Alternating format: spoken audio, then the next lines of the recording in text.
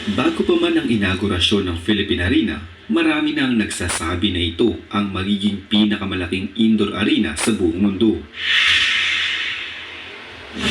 May tuturing itong source of pride ng mga kapatid natin sa Iglesia ni Cristo at malaking achievement naman na dapat ipagmalaki ng lahat ng Pilipino. Ang Philippine Arena ay magsisilbing centerpiece sa Ciudad de Victoria, isang 75-hectare tourism enterprise zone sa Bukawi at Santa Maria, Bulacan. Ang kamanghamanghang dome na ito ay ginawa ng Kansas-based architecture firm na Populous at ang konstruksyon naman ay pinangunahan ng Hanwha Engineering and Construction Corporation. May mga nagsasabing sapilitan umanong hininga ng pera ang mga miyembro ng INC upang maipagawa ang naturang gusali. May nagsasabi din na hindi umano maaaring magtangkal dito ang ibang mga religious organization. May katotohanan nga ba ang mga ito? Para sa video natin ngayon, halika't samahan niyo kong alamin ang mga natatanging lihim ng Philippine Arena.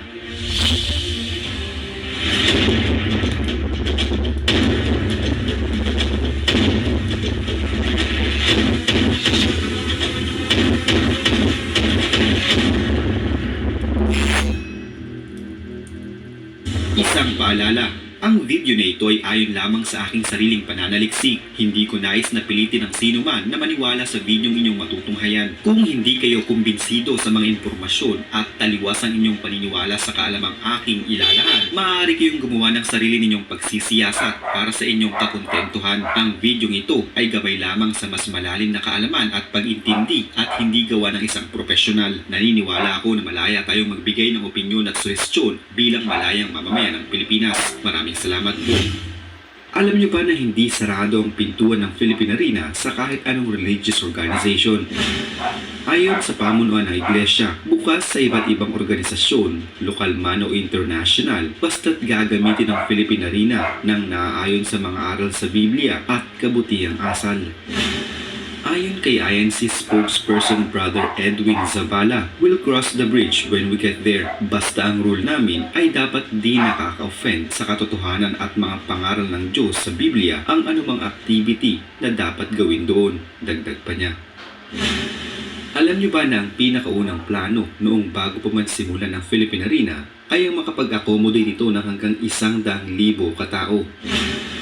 Ayon sa Populous, ang disenyo ng Philippine Arena ay makapag-accommodate ito ng nasa 50,000 katao sa loob nito at karagdagang pang 50,000 katao sa paligid naman nito o yung tinatawag na live site kung saan maaari pa rin nilang mapanood ang nagaganap sa loob ng arena. Ayon pa sa website, ang naturang master plan ay mayroong vision nakalauring magkakaroon ng mga shopping area sa lugar, ospital at large-scale residential developments. Alam niyo bang may mga taong namatay sa pagtatayo ng Philippine Arena? Hindi naman talaga maiiwasan ang aksidente kahit saan, kaya naman pati ang Philippine Arena, partikular na ang mga gumagawa nito, ay hindi naging ligtas sa mga aksidente habang ito ay binubuo.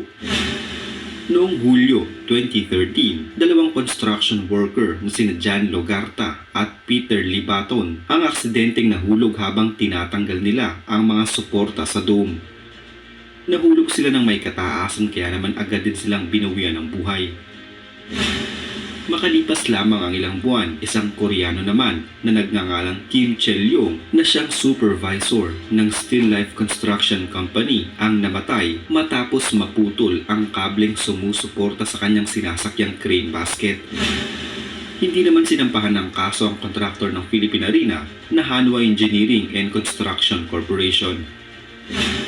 Alam niyo ba na ang firm na nagdisenyo sa landscape para sa Philippine Arena ay ang parehong kumpanya na nag-landscape sa National September 11 Memorial and Museum? Ang National September 11 Memorial and Museum ay ginawa upang gunitain ang mga biktima ng Pentagon, Shanksville, Pennsylvania at World Trade Center site na nangyari noong September 11, 2001 at February 26, 1993. Ang PWP Landscape Architecture ay kilala sa buong mundo pagdating sa landscaping na nagpaganda sa ilang mga kilalang landmarks sa iba't ibang panig ng mundo gaya na lamang ng Jamison Square, the Tanner Fountain sa Harvard University at Marina Bay Sands sa Singapore. Alam niyo ba na nagawa ang Filipinarina sa pamamagitan ng mga voluntaryong donasyon ng mga miyembro at tagapangasiwa ng Iglesia ni Cristo? Maaring may tuturing na insulto sa gobyerno ng Pilipinas na makita ang isang religious organization na tila dinaig pa sa paggawa ng higanteng megastructures tulad ng Filipinarina. Isang malaking patunay lamang ito na ang pagkakaisa ng mga miyembro ng Iglesia ni Cristo ay talaga namang hindi mapapantayan. Ang Filipinarina ay naging posible ang pagkakagawa dahil sa voluntaryong kontribusyon at donasyon ng bawat miyembro ng INC. Kabaligtaran nito sa mga iniisip ng marami na sa pilitan umanong hinihinga ng pera ang mga miyembro ng INC upang matapos ang Filipinarina. Ayon pa sa ilang miyembro ng Iglesia ni Cristo, mas maigi umano na magbigay ng donasyon dahil nakikita nila kung saan napupunta ang kanilang ibinibigay na tulong. Alam niyo ba na hindi itinayo ang Filipinarina ng Iglesia ni Cristo upang pagkakitaan? Sa isang artikulong inilabas ng Philippine Daily Inquirer, isang source mula sa Iglesia ni Cristo ang nagsabi na hindi nila itinayo ang naturang arena upang mapagkakitaan. Hindi umano nila inisip na itatayo nila ito upang makalikom ng kikitain pera para sa Iglesia ni Cristo. Ayon mismo sa pamunuan ng Filipinarina is a wholesome gathering place for people and an entertainment venue for the whole family, serving as a venue for religious, cultural, and sporting events. Ang Filipinarina at ang National Stadium ng Singapore. Noong matapos ang National Stadium ng Singapore, marami ang nagsasabi na ang stadium na ito ang pinakamalaking stadium sa buong mundo at hindi ang Filipinarina.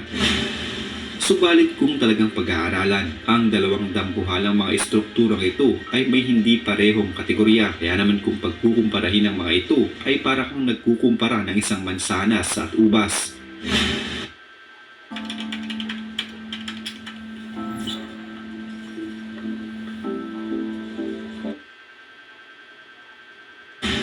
Parehong ang dalawang dome ay kayang makapag-accommodate ng sports activities and 55,000 seats.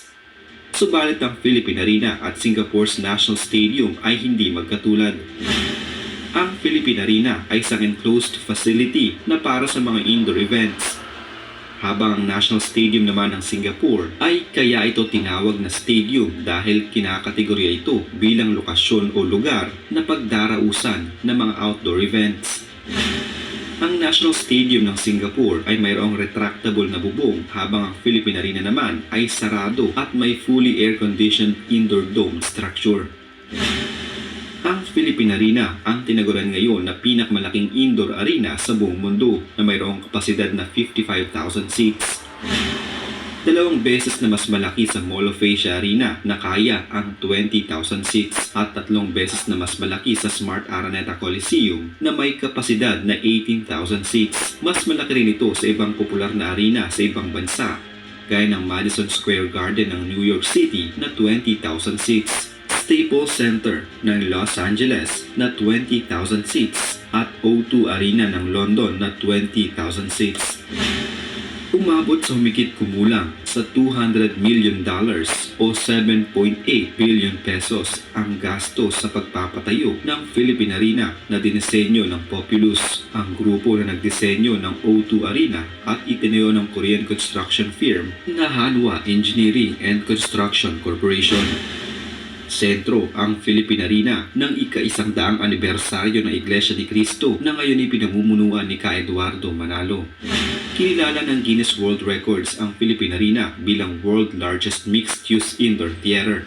Kabilang sa mga hindi malilimutang mga kaganapang idinaos sa Filipinarina ay ang ika-100 anibersaryo ng Iglesia ni Cristo noong Hulyo 2014, Prismatic World Tour ni Katy Perry noong 2015, Itbulaga sa tamang panahon noong October 2015, Not in This Lifetime Tour ng Guns N' Roses noong 2018, ang 2018 FIBA 3x3 World Cup at ang 2 nights Born Pink concert sa Pilipinas ng Korean girl group na Blackpink ngayong taon lamang.